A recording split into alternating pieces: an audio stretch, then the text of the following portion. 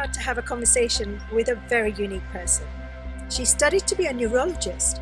She could have had a very promising career in the United States of America, but she gave all that up so that she could study with a guru called Swami Chidanand Saraswati of Rishikesh, India. She now devotes her life to serving humanity. Her name is Sadhvi Bhagawati Saraswati.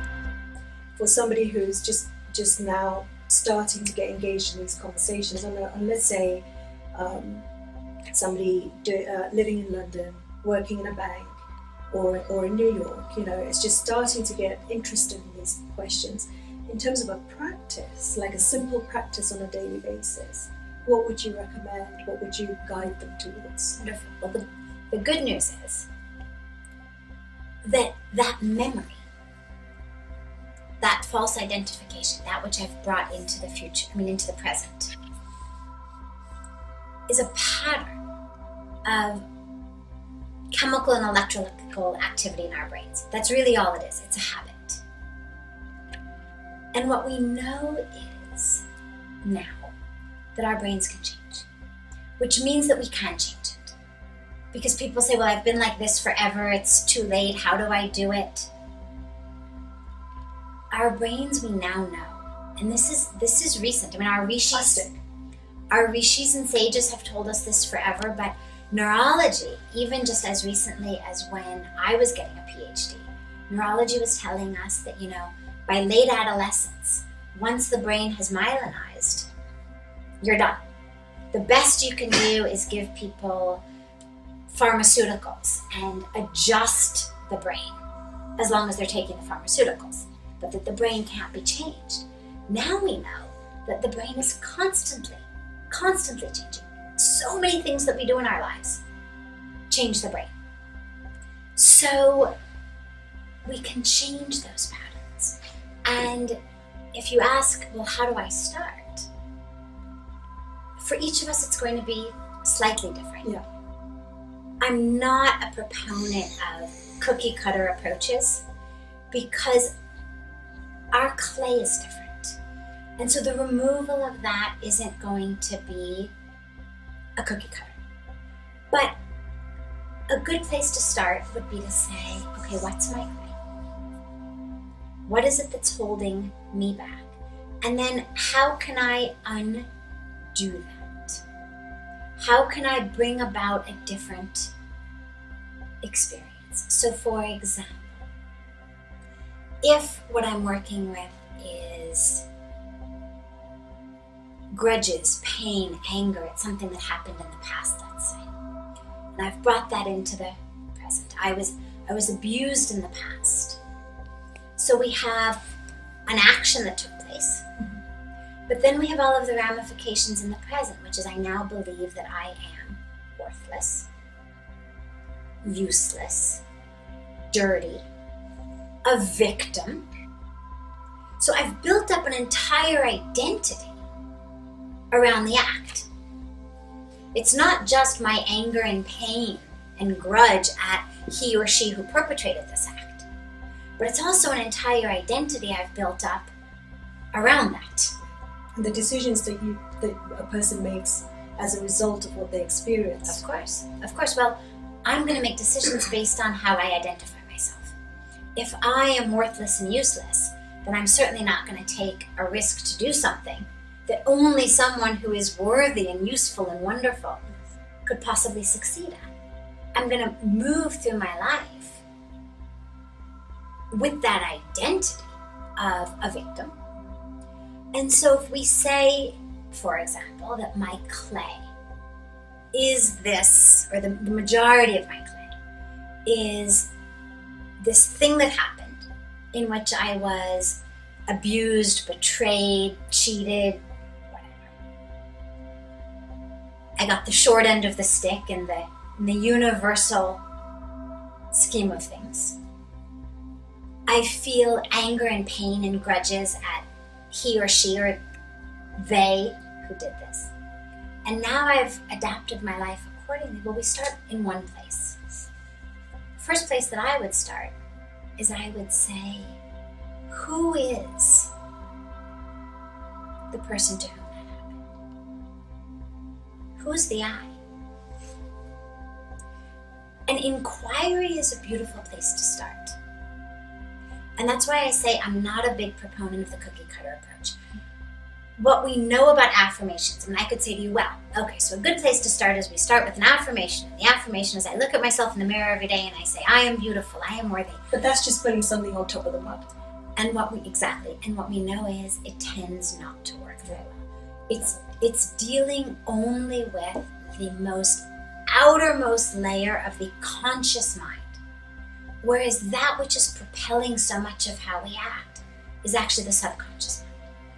So I would begin with inquiry. It's not the end, but it's a great place to start. With the inquiry of, who am I? Who am I really? I'm not that being. I don't share one skin cell with that being. I'm not even my emotions. We say, well, I am depressed. I am an alcoholic. I am a drug addict. I am angry.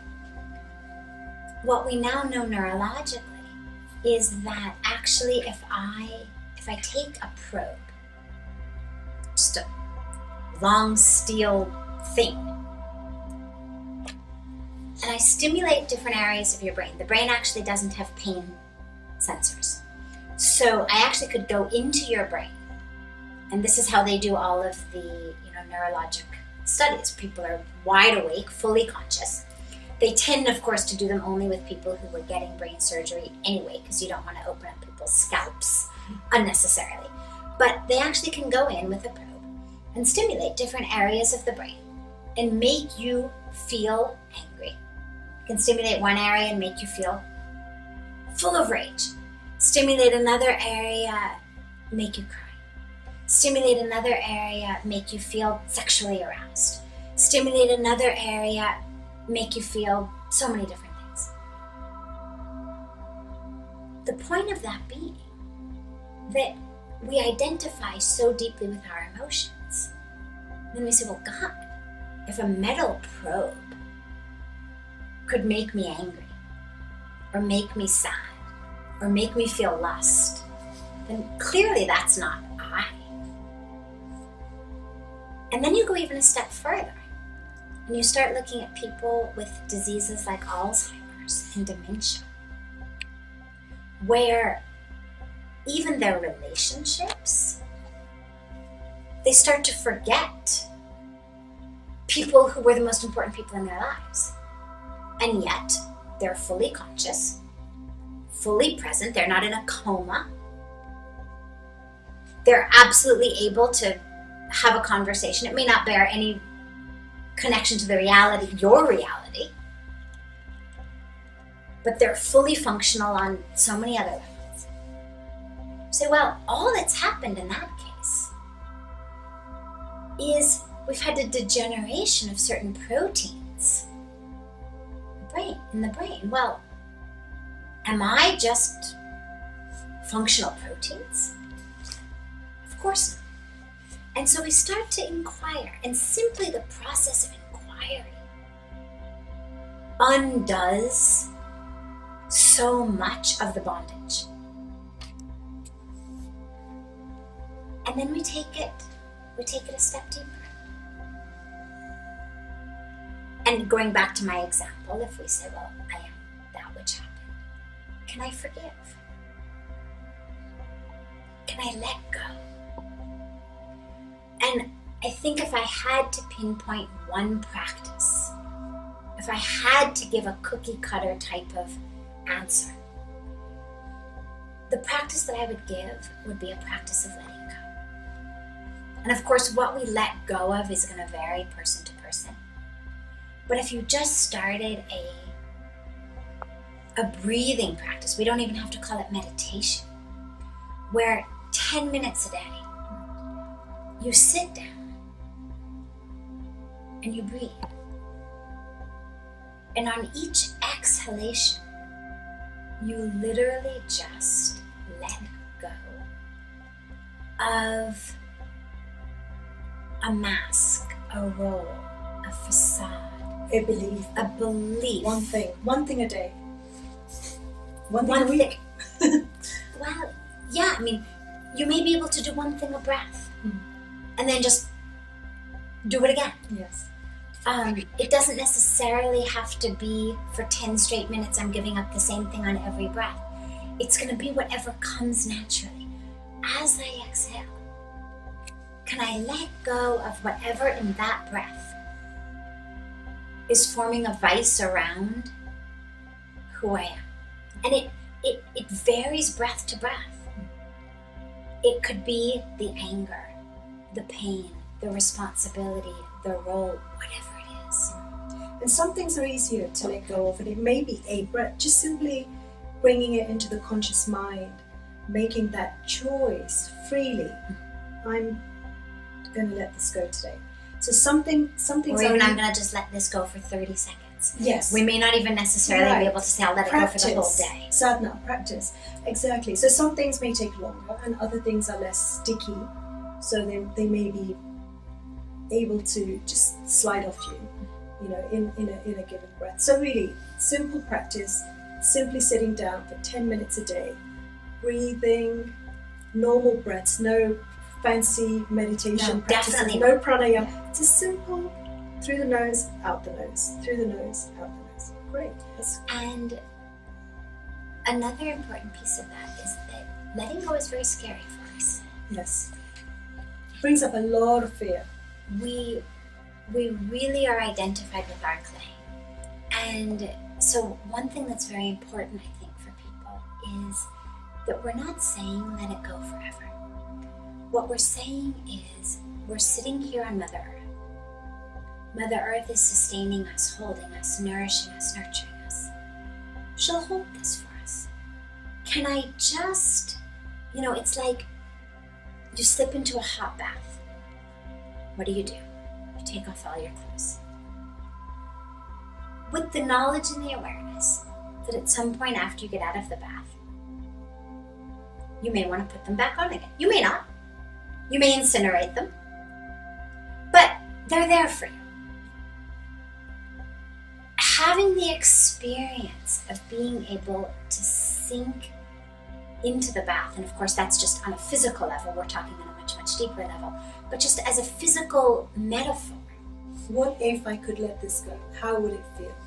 Just for a few moments. With the awareness that if I decide later that I want to put this back on, and of course most of us decide it's so much nicer without it, we don't want to put it back on. But we're not saying give it up forever. Give yourself an experience of a few minutes a day of what it's like to live without the clay. What it's like to live without the costumes, without the makeup, without the roles, without the tight shoes. See what it's like to sink into the experience of the self. And here's what's amazing.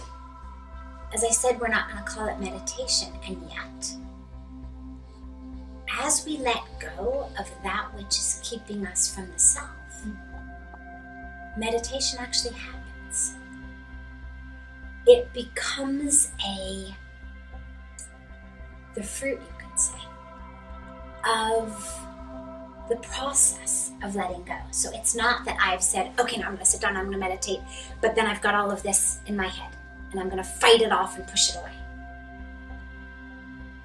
The practice becomes, and of course then it's much less anxiety producing, because for most of us, when we begin a meditation process or practice, it's anxiety producing for people because it's, I can't do this. Yet another thing I'm bad at. Yet another thing that, I'm worthless at. I knew I couldn't do it. Even meditation isn't for me. And if we begin with simply a process of, I'm just going to let go. And in this breath, I'm going to let go of that deadline. And in this breath, I'm going to let go of that diet. And in this breath, I'm going to let go of the anger at that person who hurt me yesterday. And as we go breath by breath by breath, that which we're letting go of gets deeper wider. And you become more accomplished in the process. I would say you become more real, more the true self. You become less rather than more. You know, I always say meditation is a practice of undoing. But in that undoing, you know, this is an interesting diversion of where people on a Buddhist path talk about emptiness, shunya, nothingness. Whereas within Hinduism, we tend to talk much more about an everythingness, Yes. the infinite. All-inclusiveness, yes. Exactly, and yet it's actually the same. It's a semantic difference. You may begin the path in different ways, but at the end, that everythingness is nothingness. And that nothingness is everything. So, as you let go and become less and less, more and more nothing, it creates space of everythingness. Yeah.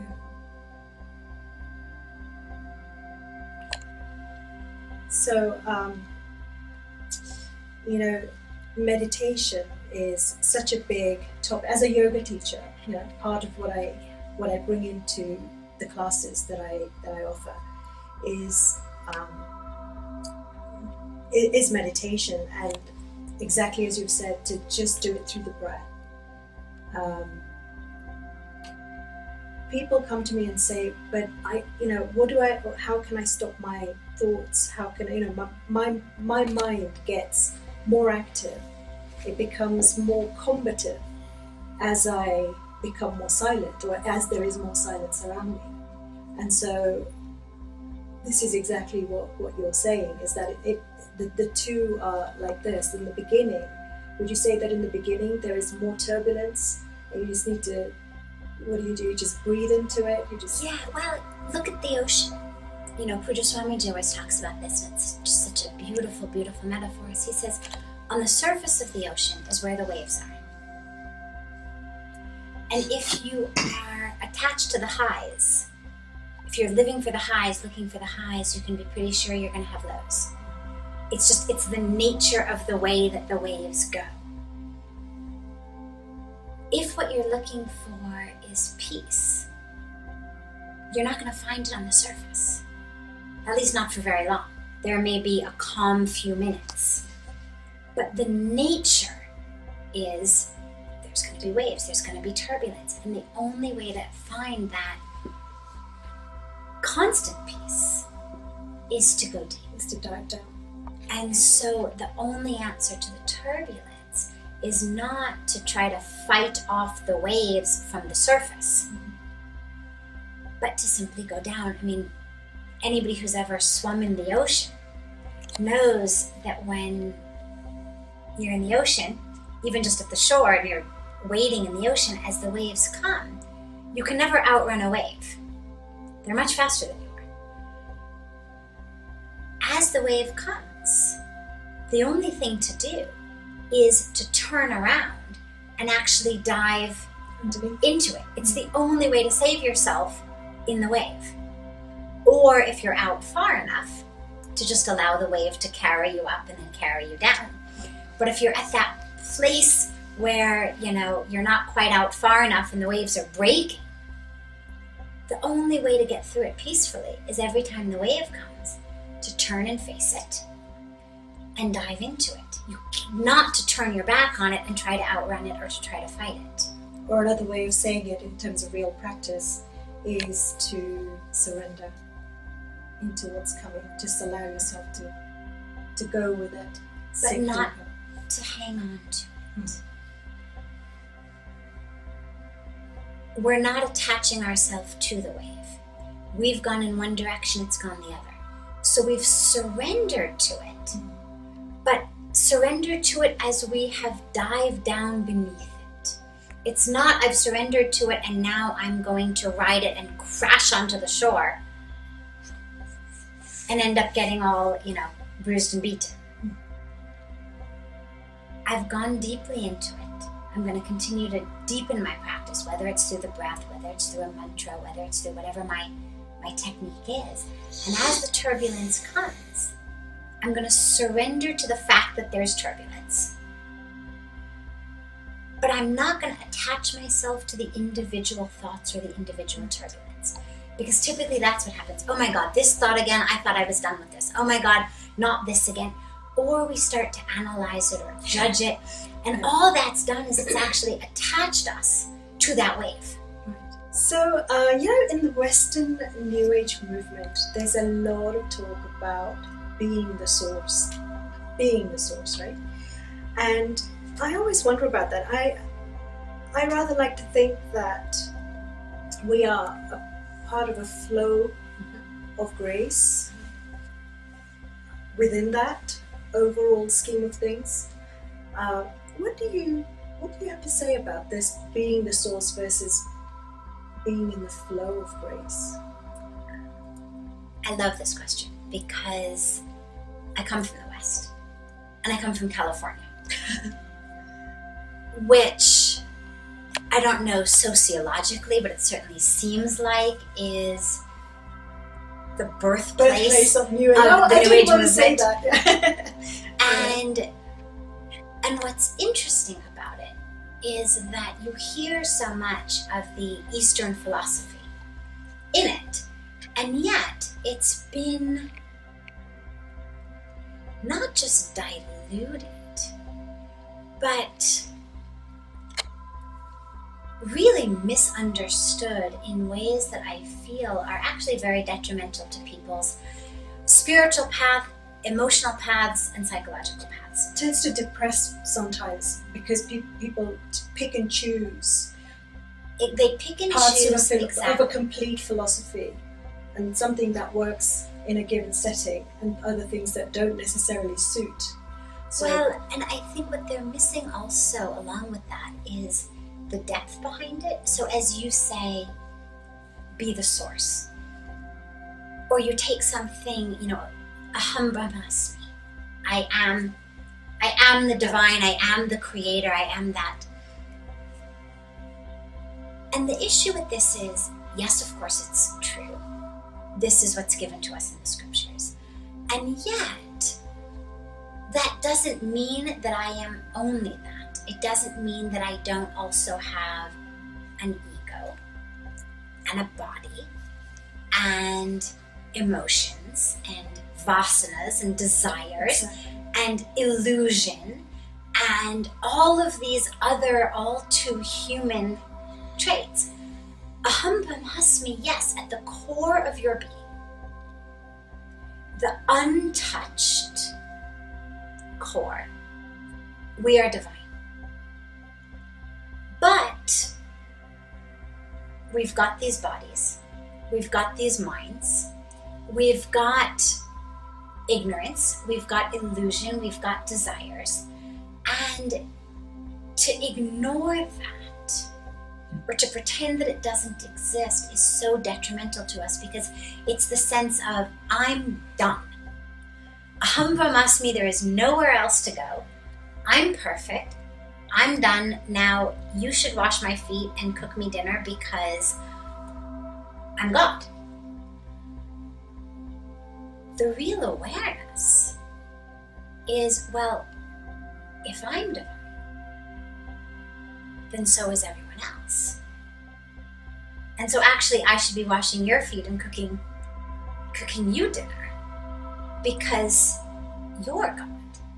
Whereas typically that sort of half-baked awareness comes with such arrogance, because inherent in it is the sense of, I'm done, there's nowhere else to go. I mean, I'm divine, I'm God. I heard that. Without realizing that, yes, the source is. It's like we talk about the analogy of the drop in the ocean. The ocean being the divine. we are the drops. At our core, we're the same. If you look at us under a microscope, the molecules of H2O are the same as the molecules of H2O in the ocean. We have been, as Pujya Swamiji says, not only created by the Creator, but created of the Creator. And yet, for a drop to stand up and announce that it could, drown someone or float a yacht would be, not only seriously wrong and illusory, but really detrimental to someone's own self-awareness and their own path. The sense of, I'm a drop and I am the ocean, is where that sense of be the source comes from. No, as a drop, you can't drown someone. You can't float a yacht. You can't sustain life. The ocean sustains life. As a drop, we cannot sustain life. At the core, you're the ocean. The path of your life is to return to the ocean. All water on earth is moving back toward the ocean. When you merge with the ocean, when you've lost the dropness, and that boundary of where the drop ended and the ocean began is gone because the drop has merged with it, yeah, then you're ocean. But until that point, you have to be, as you say, in the flow. But the flow is back to the source, back to the ocean. So it's really both and neither at the same time. And it's much more just an awareness of, at my core, who I am is divine and pure and perfect and ocean and gold. And all the ego and all the anger and all the pain and all the desires doesn't make me any less gold or pure or divine or ocean. But it reminds me that I have to keep moving with the flow to re-merge with the ocean. Not that here in my isolated dropness, I'm everything. So we can only be the source when we have first connected with the source. So you have to be in the flow of something much bigger than yourself, which is the same as yourself, but you are a subset of that. So a microcosm in a macrocosm, if you like. Yeah, you can be the source when you've united with the source. I mean, you're a yoga teacher. When you look at the 8 limbs of yoga that take us up, beginning from practices as simple as ahimsa and satya, so non-violence and truthfulness. And at the end, we end up in samadhi, which is that union, that divine bliss that yoga means. But it's a path to get there. That's the goal. That's the union that the word yoga means. But we start with nonviolence and truthfulness. We don't start by walking into a yoga class and proclaiming, I'm done. We start with a practice. And the fruit of the practice is that samadhi, that experience of oneness. And that's when we can experience being the source. But anything prior to that is just narcissism. And as Lord Krishna says, it's none of your business. I'm paraphrasing Lord Krishna now. It's none of your business when that happens, how it happens, where it happens. The fruits are not within your control. Nor should we be attached to it happening. To it happening at all. The question is, how can I, in my dropness, hold on to the awareness that I'm ocean at the core? Hold on to the awareness that I'm on a path. We use the word gravity to describe the path, but I'm on a path The universe is carrying me back to the ocean. That's the flow. I will unite with the ocean. And in the moment, all I have to do is move with that universal flow back to the ocean and throw off as much as I can of that which is encumbering me from a swift movement